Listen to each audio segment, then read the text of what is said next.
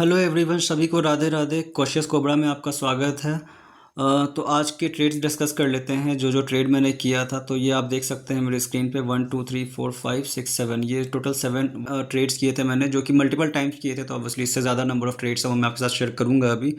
तो सबसे पहला ट्रेड जो मैंने डे स्टार्ट पे लिया था, वो लिया था CDSL का। CDSL का ट्रेड क्यों लिया था उसका मैं आपके साथ शेयर कर लेता हूँ रीज़न।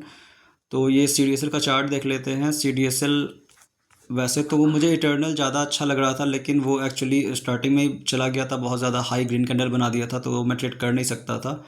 तो CDSL का अगर आप डे का ट्रेड देखेंगे, डे का चार्ट देखेंगे, तो यहाँ पे ये जो रेंज बाउंड था 1350 का और 1300 और 1350 के बीच का, वो कहीं ना कहीं टूटता दिख रहा था। लेकिन यू नेवर नो, मार्केट का रिएक्शन ही थोड़ा सा मॉर्निंग का वैसा था, तो साथ ही साथ ये भी सिंक कर गया मार्केट के बिहेवियर के साथ, मार्केट के सेंटिमेंट के साथ, और इसने ब्रेकआउट नहीं दिया। तो यहाँ पे एक बार फर्स्ट 5 कैंडल में थोड़ा सा ऊपर जाने का कोशिश किया था इसने, तो वही देखकर मैंने मॉर्निंग में कॉल ले लिया था। लेकिन उसके बाद फिर ये 1 सेकेंड, ये देख लीजिए, यहाँ पे इसने ब्रेकआउट देने का कोशिश किया था फर्स्ट 5 मिनट के कैंडल पे, लेकिन वहाँ से ये रिजेक्शन लेकर नीचे आता चला गया। ये 4 5 कैंडल बनाया और उसके बाद यहाँ पे एक हैमर बनाया था सपोर्ट 1 से, लेकिन अब ये हैमर वगैरह किसी काम का फ़िलहाल, अभी तो फ़िलहाल बिल्कुल ही किसी काम का नहीं रह गया जब से ये नया CAS का रूल आया है, क्लोजिंग ऑक्शन सेशन का। क्योंकि तब से मार्केट कंटिन्यूसली यही दिखाने का कोशिश कर रहा है, या फिर वो यही कर रहा है, वो क्लियर दिख रहा है कि वो 315 तक टाइम पास कर रहा है, और मार्केट खुद भी अभी ऑपरेटर्स को क्लियर नहीं है कि कैसे बिहेव करना है पूरे दिन मार्केट में, क्योंकि वो वॉलेटिलिटी बिल्कुल नहीं आ रहा है। और ये बहुत लंबे टाइम तक चलेगा नहीं, ये इसलिए नहीं चलेगा क्योंकि लिक्विडिटी है ही नहीं ना। अगर मार्केट ऐसे कंटिन्यूसली मार्केट को बिल्कुल स्टिल कर देगा, उसमें कोई मूवमेंट नहीं आएगा, कैंडल नहीं बनेगा, कैंडल बन रहा है तो उसमें भी बिल्कुल छोटे से रेंज बाउंड 2 4 पॉइंट के अंदर ही ऊपर नीचे करता रहेगा, तो हम पार्टिसिपेट धीरे धीरे करना बंद कर देंगे, तो ये चीज़ चलेगा नहीं। मूवमेंट तो मार्केट को देना ही पड़ेगा। बट हैविंग सेड दैट, अभी फ़िलहाल मार्केट नहीं कर पा रहा है वैसा। तो लेट्स सी अभी वो कैसे आगे रिएक्ट करता है, वो देखने की चीज़ है। लेकिन अभी फ़िलहाल ये हैमर किसी काम का था नहीं, तो मुझे कहीं ना कहीं रियलाइज़ हो गया था कि अब मैं फंस चुका हूँ, तो इससे मैंने फिर एग्जिट कर लिया था टाइम रहते ही।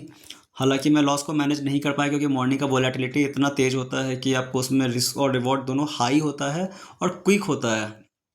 तो जैसे आपका रिवॉर्ड हाई होता है और क्विक होता है, वैसे ही आपका रिस्क भी होता है, तो मैं उसके लिए रेडी था। तो प्रॉब्लम यहाँ तक नहीं था, प्रॉब्लम हुआ स्टार्ट इटर्नल से, क्योंकि इटर्नल भी मेरी लिस्ट में था, और जब इटर्नल को मैंने देखा तो इटर्नल का चार्ट आपके साथ शेयर करता हूँ कि वो मैंने क्यों लिया था। उसका भी सेम रीज़न था, क्योंकि उसका भी ब्रेकआउट था। यहाँ पे आप देख सकते हैं, ये पूरा का पूरा हाई को ये ब्रेक करने वाला था, और यहाँ से इसने बिल्कुल ना यू टर्न ले लिया एकाएक जाकर। जब इसने हाई लिया था उसके बाद एक इसमें 1 सेकेंड, 5 मिनट का चार्ट देखते हैं।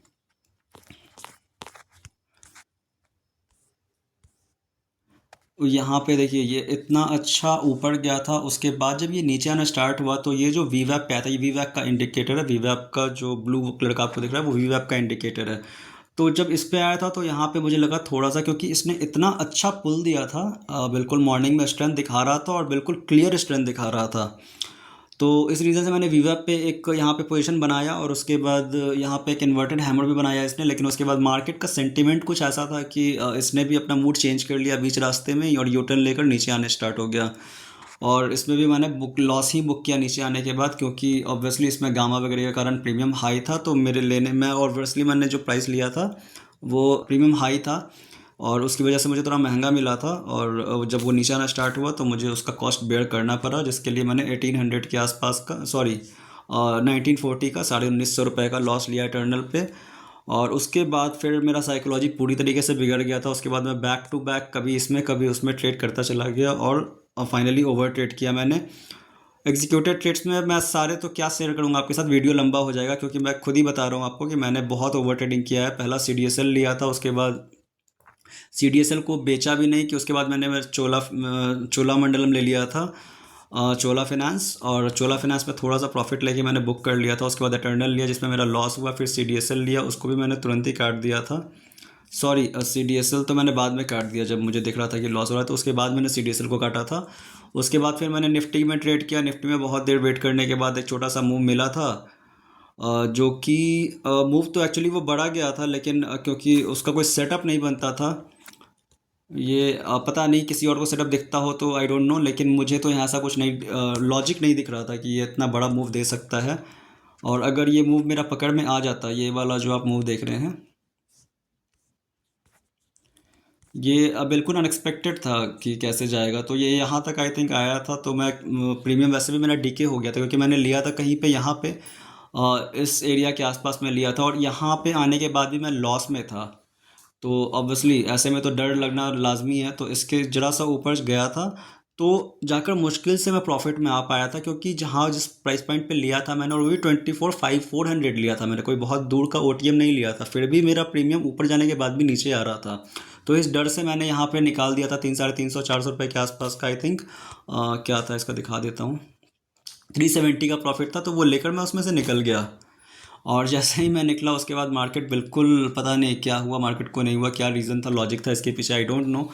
और टेक्निकल तो इस पॉइंट पे मुझे बिल्कुल दिख नहीं रहा था कि टेक्निकल क्या रीज़न हो सकता है इसके पीछे। और टेक्निकली वैसे भी सेटअप बना बना कर मार्केट मूव दे नहीं रहा है, तो मैं टेक्निकल को उतना अभी थोड़ा डाउट ही कर रहा हूँ। मैं जिस चीज़ को वहाँ ज़्यादा प्रायोरिटी दे रहा हूँ वो है मेरा खुद का पीएनएल, तो उसको मैं ज़्यादा वैल्यू दे रहा हूँ रैदर दैन कि टेक्निकल को विश्वास करने के। तो इसने इतना बड़ा मूव दिया, और इसमें लगभग लगभग आई थिंक अच्छा खासा गया था, 30 पॉइंट के आसपास मैंने इसमें मिस कर दिया जो लिया था उसके बाद का। तो अगर 30 पॉइंट में बुक करता तो लगभग लगभग 2,000 रुपये के आसपास और आ जाते इसमें, लेकिन वो मैं बुक कर नहीं पाया। तो इसमें फिर वही मेरा लाइक जो मैंने दिखाया आपको वही प्रॉफिट था 370 का। और इसके बाद जो ट्रेड्स किए मैंने, इटर्नल लिया, टाइटन लिया, टाइटन भी तुरंत निकल गया था थोड़े सा लॉस लेकर के, इंडियन होटल लिया, इंडियन होटल भी नीचे जाने लग गया था। तो मार्केट का सेंटीमेंट देख के मुझे डर लग रहा था, हालांकि बाद में इंडियन होटल ने बहुत अच्छा रिटर्न दिया था, शार्प मूव दिया था। फिर से निफ्टी, फिर से इटर्नल, उसके बाद फिर लास्ट में मैंने सबको एग्जिट कर दिया, और मैंने बोला कोई कैरी फॉरवर्ड नहीं करूँगा। हालांकि मुझे कुछ सेटअप्स दिख रहे थे। एक तो मुझे सबसे अच्छा लग रहा था OFSS का, अगर आप चार्ट देखेंगे तो OFSS ने यहाँ पे जो कैंडल बनाया है ये बहुत स्ट्रॉन्ग कैंडल बनाया है, रिट्रेसमेंट भी इसी कैंडल में है, और लगभग लगभग 3.5% के आसपास का पुल बैक दिया है इसने, और वो भी दिया है बिल्कुल हाई के पास में, जो आपका डे में भी हाई के पास में है, वीक में भी हाई के पास में है, ग्रीन कैंडल बनाते हुए, वीक में भी ग्रीन ही रहा ये, और मंथ में तो ऑब्वियसली ये ब्रेकआउट दिखा रहा है। तो इसमें मुझे एक अच्छा कॉल लेने का मन कर रहा था, लेकिन इसमें मैंने क्यों नहीं लिया, क्योंकि मैं अपने आप को ऑब्जर्व कर रहा हूँ कि जब भी मैं लॉस में रहता हूँ तो मैं कैरी फॉरवर्ड लेकर चला जाता हूँ। तो मैं इस साइकोलॉजी को कहीं ना कहीं ब्रेक करना चाहता हूँ। मैं, ये लूज़र्स साइकोलॉजी है कि अगर मेरा प्रॉफिट नहीं बन पाया तो मैं कैरी फॉरवर्ड कर लूँगा, तो शायद वहाँ पैसे बन जाएंगे। तो मैं वहाँ पे मेरा फ्रीडम ख़त्म हो जाता है। फिर अगर मार्केट में कोई अपॉर्चुनिटी दिखता है मंडे को और मैं इसमें ब्लॉक हो जाता हूँ, मैं मंडे को फ्रीली ट्रेड नहीं कर पाऊँगा। इसकी वजह से मैंने कैरी फॉरवर्ड करने का डिसीज़न छोड़ दिया है अभी फ़िलहाल के लिए। एक दूसरा सेटअप मुझे दिख रहा है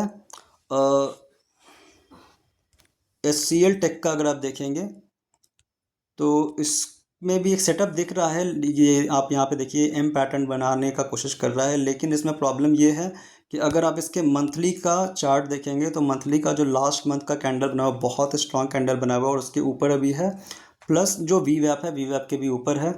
तो ये भी रिस्की लग रहा है। हालांकि इसको अगर मैं कंपेयर करूँ TCS से तो ऐसा लग रहा है कि 3-4% डाउन जा सकता है मंडे को, लेकिन फिर भी क्योंकि मंथली का कैंडल बहुत स्ट्रांग है तो मैं वो रिस्क लेना नहीं चाहता हूँ।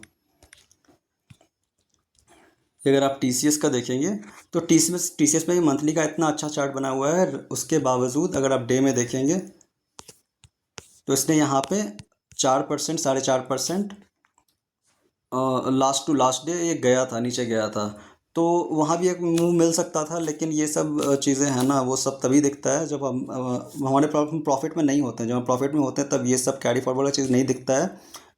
तो मैं फ्री रहना चाहता हूँ, मंडे के लिए और हर दिन के लिए, कि मॉर्निंग में जो भी अपॉर्चुनिटी रियल टाइम पे दिखे मैं उसको ट्रेड कर पाऊँ फ्रीली। तो ये था मेरा आज का ट्रेड, और जो PNL रहा वो आपके सामने है, 4242 का है। 4200 के आसपास का लॉस रहा मेरा, जो कि मैं मंडे को देखूंगा कैसे रिकवर कर सकते हैं, उसको आगे क्या स्ट्रेटजी रख सकते हैं। But one thing is for sure कि अभी फ़िलहाल लास्ट 1 वीक से जो मेरा एक्सपीरियंस यही कह रहा है कि हमें जो ट्रेड करना है वो फर्स्ट हाफ के भी बिल्कुल स्टार्ट लाइक 10 बजे के पहले पहले ही करना है, क्योंकि उसके बाद बिल्कुल ट्रैप है, बिल्कुल ट्रैप है। मार्केट बिल्कुल स्टिल हो जा रहा है और 3:15 तक का वो वेट कर रहा है, किसी तरह 3:15 तक टाइम पास करना चाह रहा है। और उसके बाद 3:15 से 3:35 तक का जो कैश का लाइक क्लोजिंग ऑक्शन सेशन का जो सेशन है उसमें वो मूव करते हैं, क्योंकि ऑब्वियसली वहाँ पे हम कुछ कर नहीं सकते हैं, हमारे पास सामने चार्ट मूव हो नहीं रहा होता, तो उसका वो फ़ायदा उठाना चाहते हैं। Fair enough. तो हमारे लिए जो भी अपॉर्चुनिटी बनता है वो स्टार्ट ऑफ द डे में ही बन रहा है फ़िलहाल, और आगे 10-15-20 दिन एक या एक महीने ऑब्जर्व करने के बाद मार्केट क्या लाइक डिसाइड करता है कैसे मार्केट को मूव करना है कैश के आने के बाद भी, उसके बाद का स्ट्रैटेजी उसके बाद देखेंगे। बट अभी फ़िलहाल तो स्टार्ट ऑफ द डे में ही ट्रेड दिख रहा है, उसके बाद जो भी है वो सिर्फ ट्रैप है, उसके अलावा कुछ भी नहीं है। अगर आप चार्ट भी देखेंगे तो एक आधा आपको मैं एग्जांपल के लिए दिखा देता हूँ। अब जैसे आप देख लीजिए, जैसे अडानी पोर्ट है, अडानी पोर्ट तो चलो सुबह में चला गया होगा, ऊपर निकल गया इसलिए निकलता चला गया, लेकिन जो नहीं निकल पाया उसको पूरे दिन ही फंसा कर रखने, क्योंकि जिसमें ग्रीन कैंडल बड़ा बन गया है उसमें तो वैसे भी बायर नहीं आएंगे, कहीं ना कहीं पता है इनको कि इतना बड़ा जो ग्रीन कैंडल बन गया उसके बाद ऊपर जाता जा रहा है तो उसमें कोई घुसेगा नहीं बायर, इसकी वजह से ये मूव ले रहा है। लेकिन अगर जो आस पास में है, आपको मैं कुछ और दिखाता हूँ। सीजी पावर का एग्जांपल लेते हैं, सीजी पावर के चार्ट को देख लेते हैं। तो सीजी पावर में अगर आप जाकर देखेंगे तो स्टार्टिंग में ये 1 सेकेंड 9:15 का कैंडल देखते हैं, ये 9:15 का कैंडल जो ऊपर जा रहा था वहाँ से ये नीचे आ गया रिट्रेसमेंट लेके, क्योंकि सेंटीमेंट मार्केट का वैसा था। अब नीचे आते आते इस प्राइस पॉइंट पे आया, इसके बाद आप देखिए कि यहाँ तक 10:45 तक रेंज बाउंड रहा। 10:45 के बाद इसने क्या किया, 10:45 के बाद ये थोड़ा सा नीचे आया, और ये कितना नीचे आया है, इसमें कोई रेंज नहीं है इसका, 884 और 876। तो ये 6 पॉइंट का रेंज है, इसी 6 पॉइंट के रेंज के अंदर ही कितनी देर तक टाइम पास करता रहा, पूरा दिन निकाल दिया इस 6 पॉइंट के अंदर। तो अगर आप ऐसे देखेंगे तो पूरा मार्केट बिल्कुल चॉपी हो जा रहा है, एक छोटा सा रेंज बाउंड बनाकर सिर्फ डीके खाया जा रहा है। तो इस जगह पे अगर कोई बायर ट्रेड में घुसा हुआ है इसलिए क्योंकि या तो उसका प्रॉफिट लॉस रिकवरी हो जाएगा, या फिर कुछ पैसे बन जाएंगे, या फिर री एंट्री कर रहा है, जो कि मैंने भी किया है यार, लेकिन ये मुझे नहीं लगता ये कोई समझदारी है। एबीबी का भी एग्जांपल देख सकते हैं, अगर आप एबीबी का भी लाइक सुबह से देखेंगे, 9:15 का चार्ट ले लेते हैं, 12, ये 9:15 का चार्ट, 9:15 का कैंडल है, 1 सेकेंड,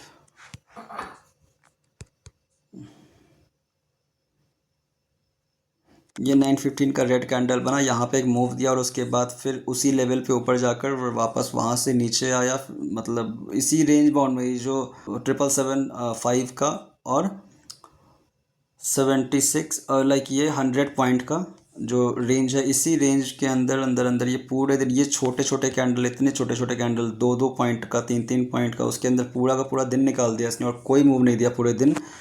तो इससे भी बचना बहुत ज़रूरी है, क्योंकि मार्केट सिर्फ डी अभी फ़िलहाल के लिए अपने कैपिटल को सेव करने के लिए मिड ऑफ द मार्केट और एंड ऑफ द मार्केट में मार्केट से बिल्कुल जितना दूर रहेंगे उतना ज़्यादा अच्छा रहेगा हमारे लिए। तो ये था मेरा आज का ट्रेड, आपके सामने है, मैंने सब कुछ शेयर कर दिया आपके साथ, अपना पीएनएल भी। और आपका ट्रेड कैसा रहा बिल्कुल बताइएगा, और मंडे को जो भी होता है वो मैं आपके साथ मंडे को शेयर करूँगा। तब तक के लिए सभी को राधे राधे।